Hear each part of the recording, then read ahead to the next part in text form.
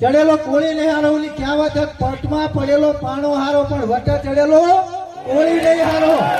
અને એ સાબિત કર્યું આપણા બગદાણાની અંદર જે લવની ભાઈની અમુક લુખાઓએ એમને એમ હતું કે અમારો બાપ કરોડપતિ અને 2 અબજોપતિ છે, અમારો કોઈ વાળે વાંકો નહીં કરી શકે. મને ધમકીઓ આલતા હતા. એટલે મેં તો પછી લોકેશન લાગ્યું ભાઈ રામ સાબરી લગભગ ખબર જ છે. મેં લોકેશન એ સોશિયલ મીડિયા મેળ્યું હતું ભાઈ જીનાબ ટેકા ધોઈ આવી ગઈ. બીજું શું તારે અમે કાંઠાના ગોળી છીએ. કારણ કે વાહે અમને સપોર્ટ હતો, મારો સમાજ મારી સાથે ઉભો હતો, એનું બળ અમને હતું, એનો પાવર અમને હતો. અને હમણાં તે લગભગ 10-15 દિવસ પહેલા પાછી મારી ભર્યા ફાયર થઈ. એ ખબર જ હશે ને કે નહીં માહિતી. પણ અમે કેસથી બીકી અને ઘર વાંચી ઘરમાં ગણનારા નથી. સમાજ ઉપર જો કોઈ ટાળે, કોઈ પણ વ્યક્તિ હોય અન્યાય કરે, અત્યાચાર કરે ને તો હામી સાથે ગોળી ખાનારા છે, ગોળી મારનારા છે. કારણ કે અમે કોળી છીએ અને એ અમને ગૌરવ છે. અમે ત્યારે ગાડી લઈને નીકળ્યા ને કાલે સવારે, ત્યારે મારી મમ્મીએ કીધું બટી કઈ બાજુ? મેં કીધું ચિરાગભાઈ ની આવે ગામો ગામ વાસ્તવિક રીતે જાગૃતિ કરવા માટે નીકળી આવી. કારણ કે ચિરાગભાઈ આવે ને કઈ વાંધો નહીં, મારા 2 છોકરા એક મરી જશે, શું ફેર પડવાનો હોય.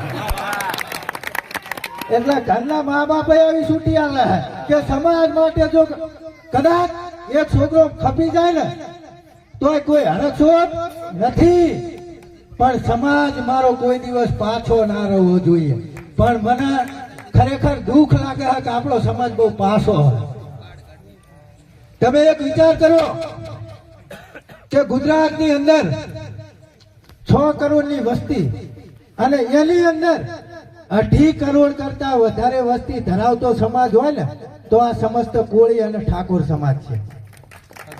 અને એક સમાજ પોતાના હક માટે, પોતાના અધિકાર માટે જો અવાજ ઉઠાવે ને તો એને જ્ઞાનની અંદર બંધ કરવામાં આવે. જો કોઈ નેતા અવાજ કરે ને તો એને બચારા બીક હોય કે અમારી ટિકિટ કાઢ નાખશે. અમને બીક નહીં, કારણ કે અમારે ત્યાં રાજકારણ કરવું, અમને બીક હોય. અમને ખબર છે કે અમને ભાજપ કોંગ્રેસ કોઈ ટિકિટ જ ના હાલવાનું. અમને એવી ચિંતા હોય ને અને પાર્ટીનું કામ અમે કરનારા નહીં.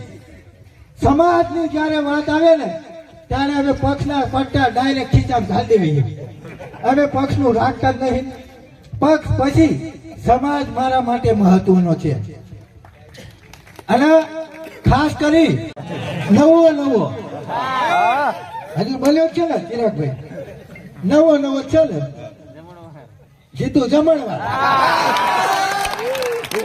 કારણ કે વિસ્તારની અંદર સૌથી વધારે વસ્તી હોય ને ભાવનગર ની અંદર, જે પ્રોપરી લડી રહ્યો છે, જ્યાં અમારી કાલ મીટિંગ હોય. અને આપણે ચિરાગભાઈ, કારણ કે અમે સ્પેશિયલ કીધું હોય કે મહાસંમેલન થયું ને ત્યારે અમને એક પ્રોટોકોલ ના કારણે માયક અમારા હાથમાં નતું આવ્યું, પણ એ જીતુ જમણવાનો જ્યાં લગન અમે વારો ના લેવી ને ત્યાં લગન અમને હક લાગે. કારણ કે મારો દુશ્મન નહીં પણ આખા સમાજનો દુશ્મન હતો. 1 મહિના સુધી આ સમાજને ઉભા રોડ તોડાયો.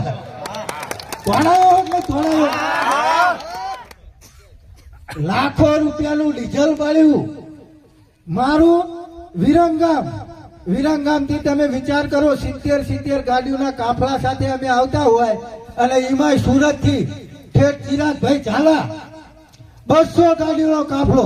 પણ ખરેખર જયારે અમે અહીંયા પહોંચ્યા ને મહુવા ત્યારે ખબર પડી કે આ તો 200 ને આ તો 250 ગાડીઓ આને મેળવી.